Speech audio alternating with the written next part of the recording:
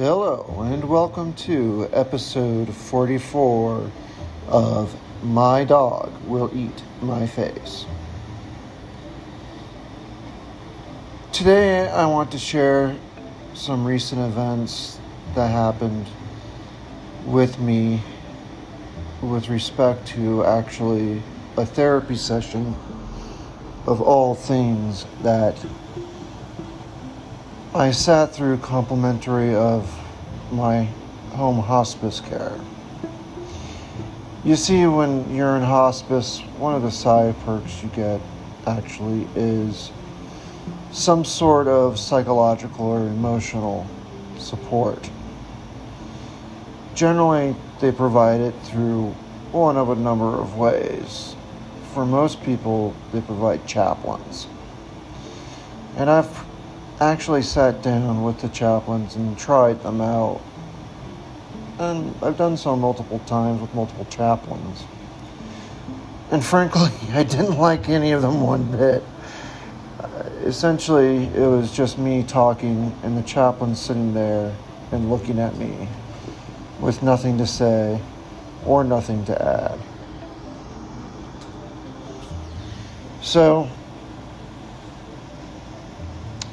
with my other choice, I can also choose a social worker or someone who's actually a licensed therapist, and that's frankly what I ran with. And only yesterday, I had a session with this therapist that really gave me a lot of homework and forced me into some pretty scary personal details with respect to my own personality, actually, that has been sitting there my whole life as far as I can look back. So, essentially what it comes down to is I have a problem. And it's a problem with Hitler.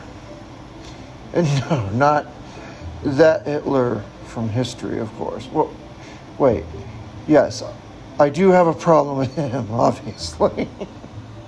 But what I'm referring to is my Hitler. And I need to explain that some more here in the next segment.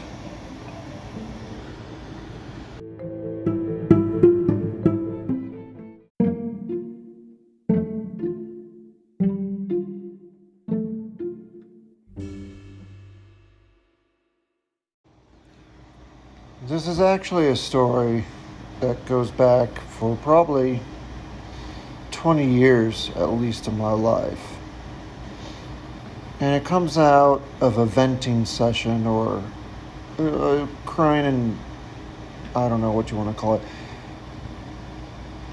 A friendly session with a friend of mine. Boy, that's redundant. Where I basically just had to sit down and was venting my emotions and issues to him. And he was comforting me at the time and helping me through it.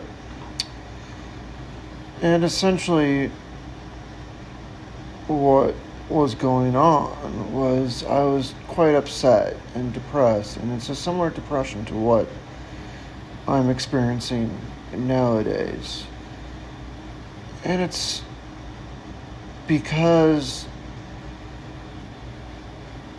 I feel a constant drive, honestly, to do better, to expand my life, my career, my financial well-being, everything. It's essentially this incredible drive within me that has no acceptance for things such as cowardice, feebleness, weakness. It's almost a sort of Nietzschean will to power that I took on, going as far back as my adolescent years, I'd say, even preteen, frankly, where things like failure and mediocrity were just not acceptable. And the reason why, actually, was because of this same disease that's killing me now. As I've said before, it is actually from a birth defect, a congenital issue.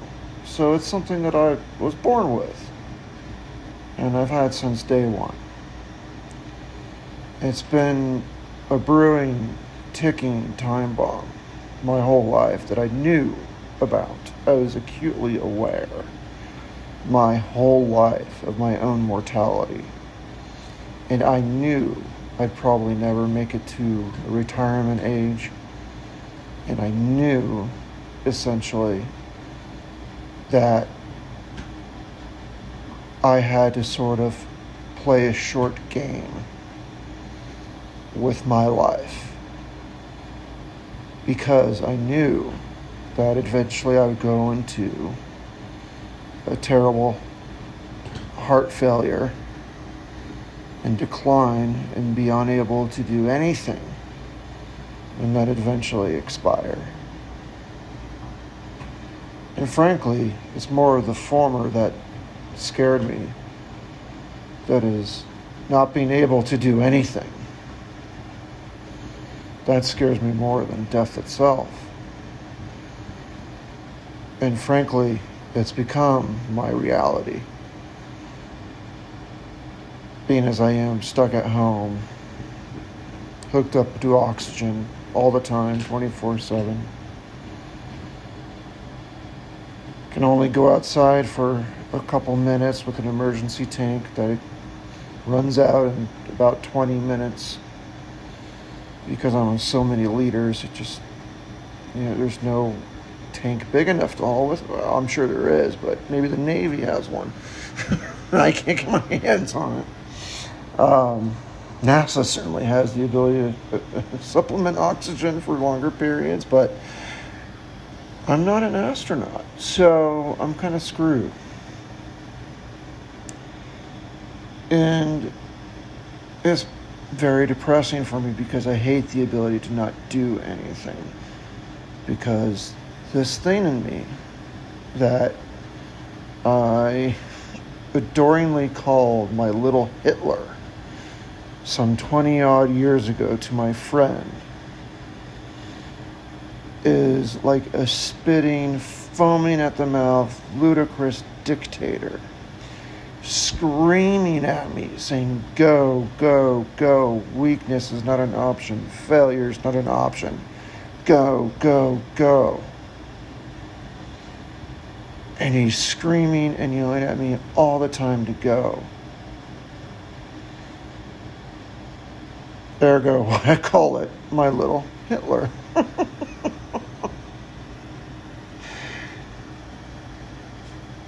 But certainly it's given me a good life, honestly.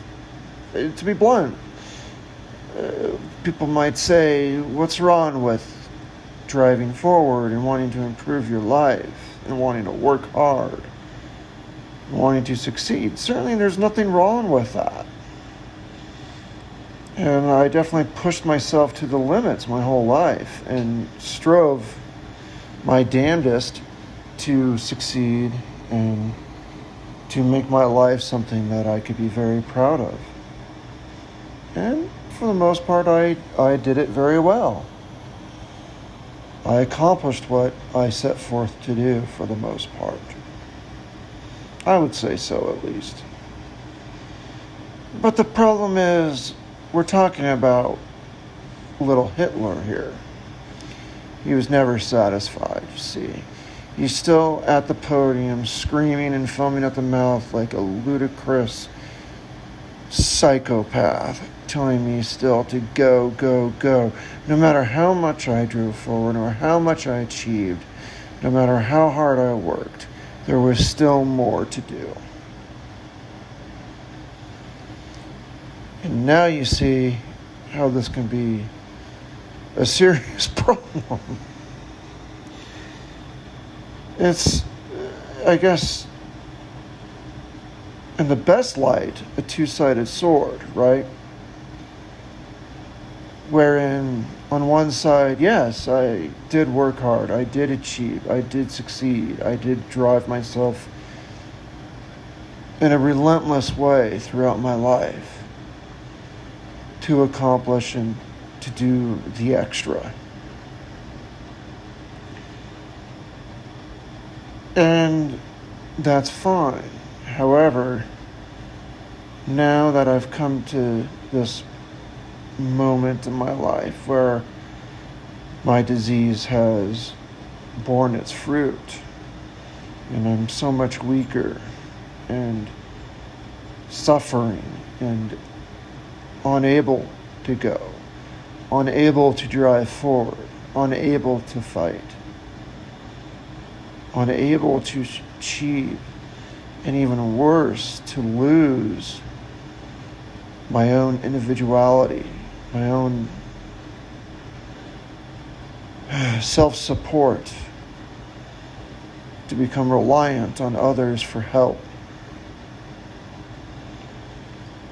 And me, my whole life, would find that, my little Hitler, more specifically, would find that absolutely unacceptable, to the point of saying, death first.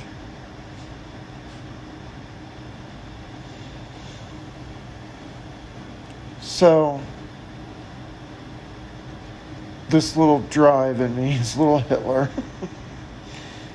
is unfortunately still screaming, I think, foaming at the mouth at the podium,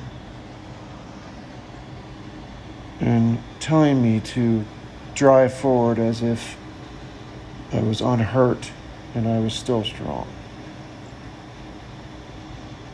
And calling me the worst, most horrible, filthiest names for needing help, being weak, not being able to do everything on my own. So it's unfortunate that this is something that I knew I struggled with some 20 odd years ago. And in a therapy session yesterday, it came to pass that I noticed he was still there. And that's put me really in the crosshairs of a dire situation of my own mind, where I'm my own target.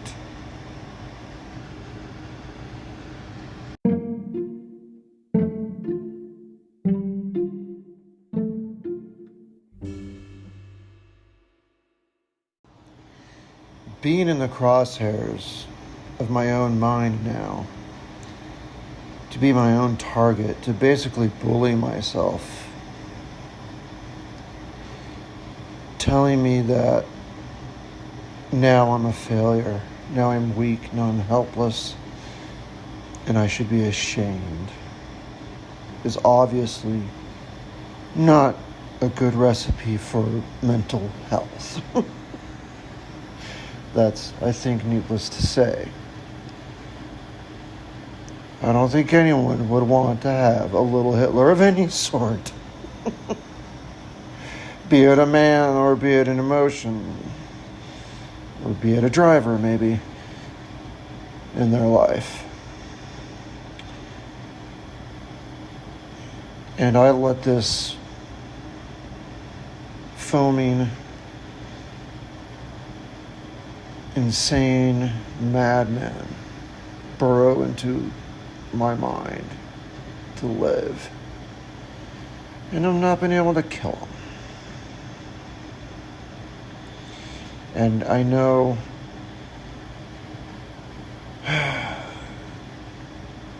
that he needs to go somehow. It's time to send in the Allied forces. But I don't know what that means. I've never been able to achieve this. I've known about this problem for 20 odd years. I ignored it when I kind of found it through crying and venting to a friend and gave it the tongue-in-cheek name. But still, I've not succeeded to expunge this from my life. And I still don't know if I know exactly how to do that. I don't know what that will mean and what that will entail. I'm open to ideas. But it was certainly surreal to revisit this and realize this was still an issue yesterday in my therapy session. To confess there's a problem with my own way of thinking with my own self, and to really see it tells me that that therapy session was probably one of the best sessions of my entire life, hands down. So kudos to the therapist. I've actually sung her praises already to the company where she works and to herself, of course. And given her many thanks, because it was probably the most constructive therapy session of my life. You know it is. You know it's useful when you find out just through analysis that you've invented your own problem inside your own mind. And you realize it's been there for decades and you still haven't killed it.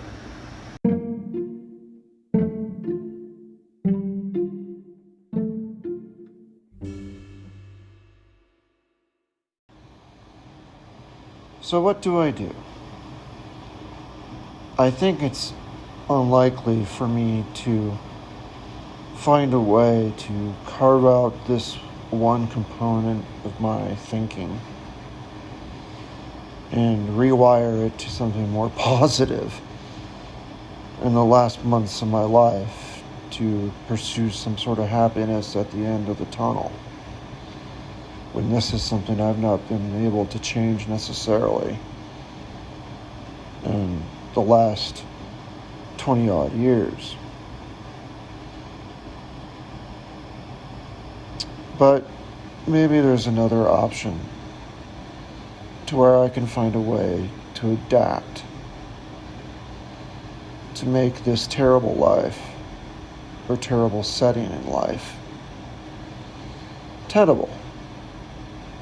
Or even perhaps maybe come to some other area of achievement at the end of each day as opposed to the end of several months. You know, it was Darwin who once said it's not necessarily the strongest of the species that survives, but the one most adaptable to change. Of course, I'm paraphrasing, so please don't fill my inbox with hate mail for getting the quote wrong. Anyway, maybe there's a way I can adapt. Maybe I can somehow achieve something that could at least pacify this mad tyrant in my head.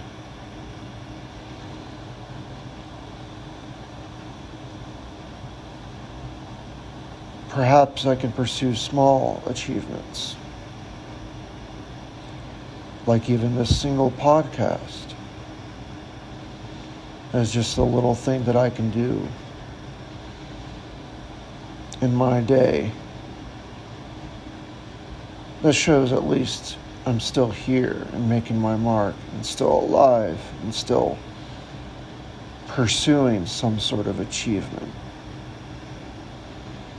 It's something. I don't think that my hobbies necessarily would help me. And I do know caring for someone else will help me. And I do have, frankly, a dog for that. The dog who I lovingly say will eat my face when I die in bed, ergo the name of this podcast. Anyway,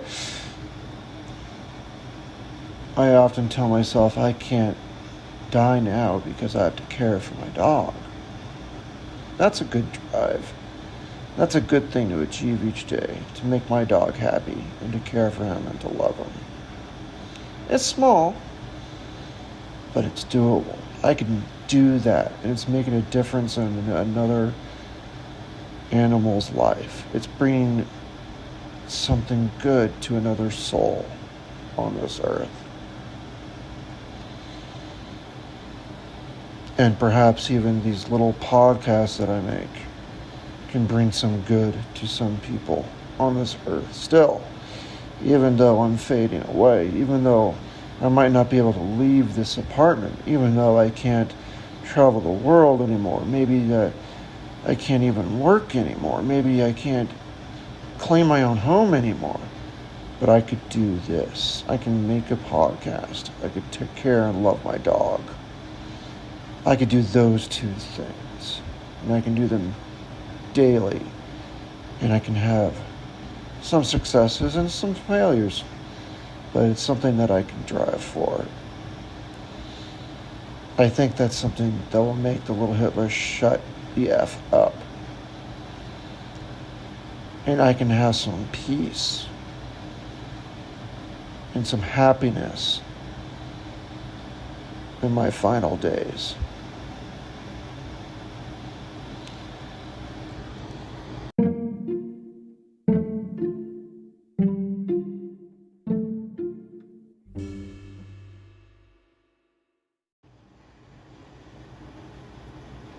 As I reflect on these options, I frankly get excited.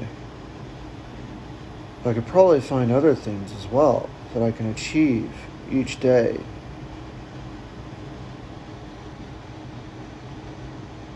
And in a weird way, finding things alone can be a goal. That can be an achievement. It's an achievement to find a potential achievement. I know that might sound redundant. It might sound kind of spin thinking. But frankly, in the setting that I'm in, this might be my best option.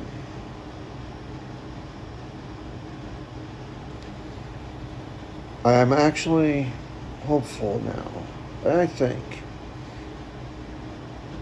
from this therapy session that I had yesterday, that I can quell this lifelong problem, at least enough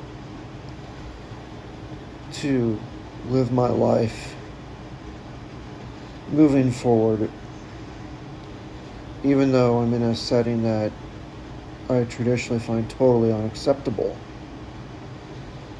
I have to find a way to just endure the unendurable, to quote Emperor Hirohito, and find a way to at least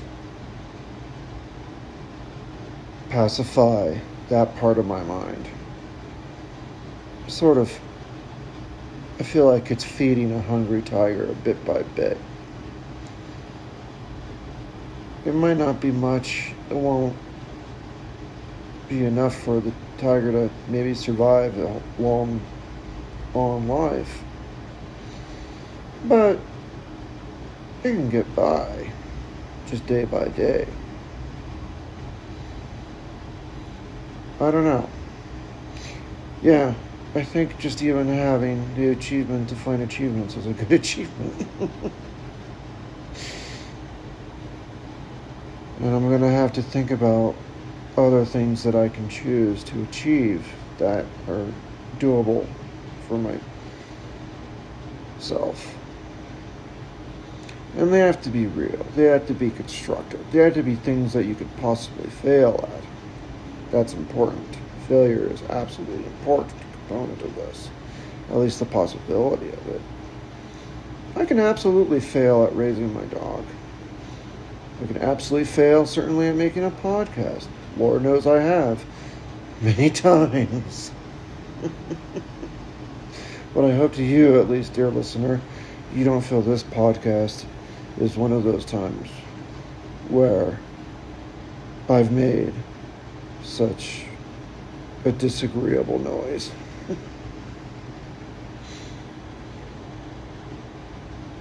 So that gives me hope.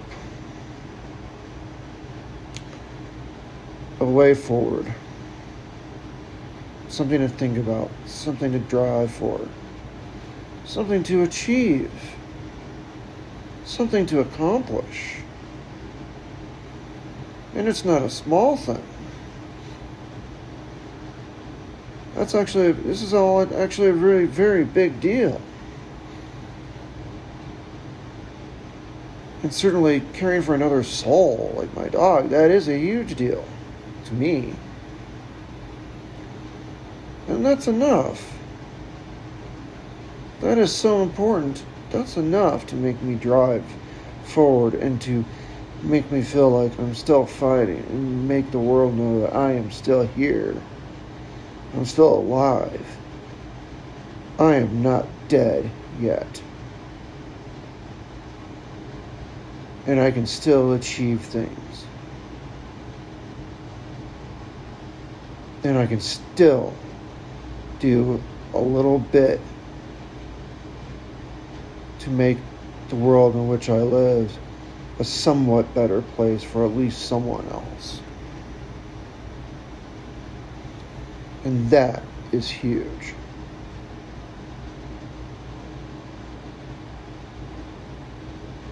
That gives me extreme levels of hope. So I thank my therapist quite a bit. How's that for English? I profusely thank her, frankly, here and now, if she ever hears this. That therapy session was by far one of the best therapy sessions of my entire life. And now, I have something to do. I've got homework. And I love it.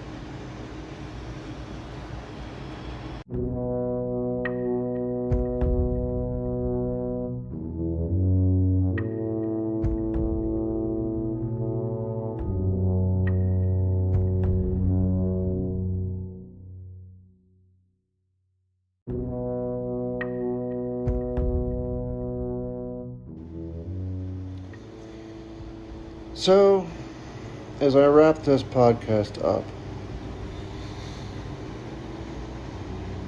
I am actually pretty excited and really do think I have a way to find peace in these last days and to actually find achievement and hope in my life. Here and now, today and tomorrow. And not just at some imaginary end of a long tunnel at the end of a long rewiring of my mind. I think this will work. And it will take practice. Of course, it's going to take practice. I will fail at finding achievements. And when I do, I'll have to start anew. Quest to find another way to get an achievement, a way to find myself still driving forward.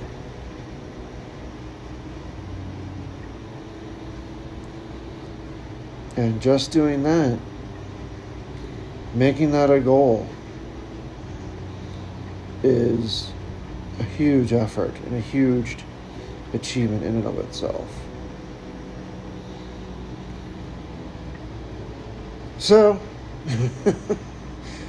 I want to thank you, dear listener, for tuning in to this week's podcast. I know I've been keeping them rather short lately. Please understand that I mean it when I say I'm weaker, I'm declining in my abilities and fading away. So it is difficult for me to stay on the wire for so long and to speak for such extended periods of time. I get very tired and I get very worn out and fatigued very quickly. So I beg your forgiveness and hope you can accept that I'm doing my best and trying to say at least what's on my mind and share it with all of you out there in the world. Of course, with friends and family as well. So thank you. Thank you for giving me something to do and something to achieve.